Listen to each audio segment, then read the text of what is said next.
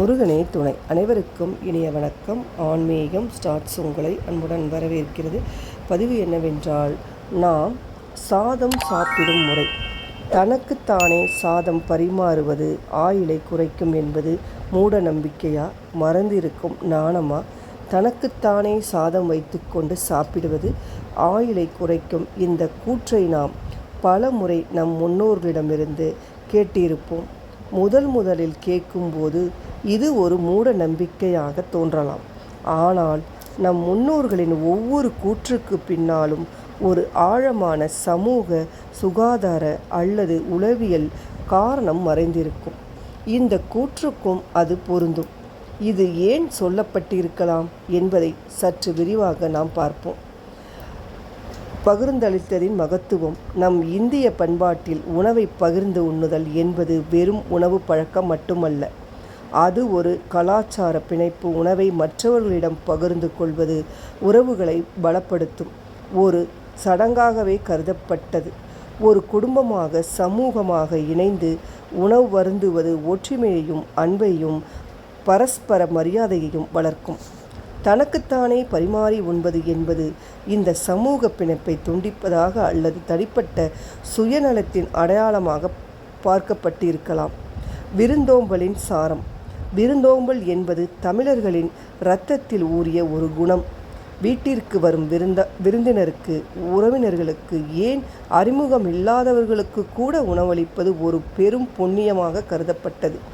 உணவு பரிமாறுவது என்பது மரியாதை மற்றும் அன்பின் வெளிப்பாடாகும். தனக்குத்தானே சாதம் பரிமாறுவது இந்த விருந்தோம்பல் மரபை மீறுவதாக கருதப்பட்டிருக்கலாம். அதாவது, ஒருவரை மதித்து உணவு பரிமாறாமல் தனக்கு மட்டும் முக்கியத்துவம் கொடுப்பது போன்ற ஒரு தோற்றத்தை உருவாக்கியிருக்கலாம். மனநலமும் சமூக நல்லிணக்கமும். மனிதன் ஒரு சமூக விலங்கு. தனிமை மனிதனின் மன ஆரோக்கியத்திற்கு நல்லதல்ல. தனியாக உணவு உட்கொள்வது தனிமையின் ஒரு வடிவமாக பார்க்கப்பட்டது. உணவு உண்ணும் நேரம் என்பது அன்றாட வாழ்க்கை அழுத்தத்திலிருந்து விடுபட்டு குடும்பத்தாருடன், நண்பர்களுடனும் உரையாடி மன அமைதியை பெறும் ஒரு தருணம்.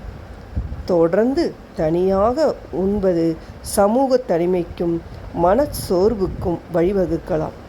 சமூக ஆதரவு மற்றும் நல்லிணக்கம் ஆயுளுக்கு வந்தது என்பது அடிப்படையிலும் இந்த கூற்று எழுந்திருக்கலாம்.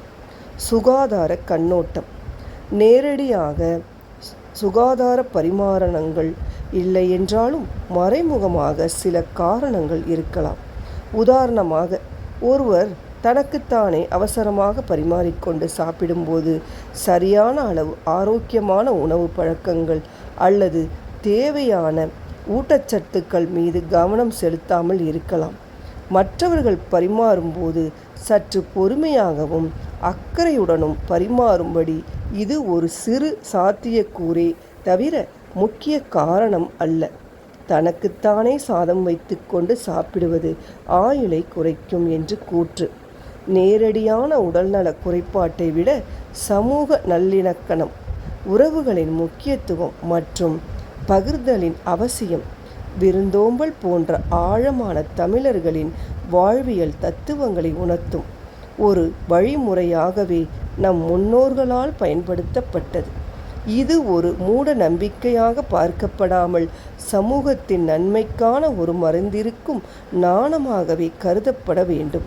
ஒருவரின் ஆயுளை குறைப்பது தனியாக சாப்பிடுவது அல்ல, மாறாக தனிமையின் துயரம், சமூக பிணைப்பின்பையும் தான் என்பது இதன் சாரம்.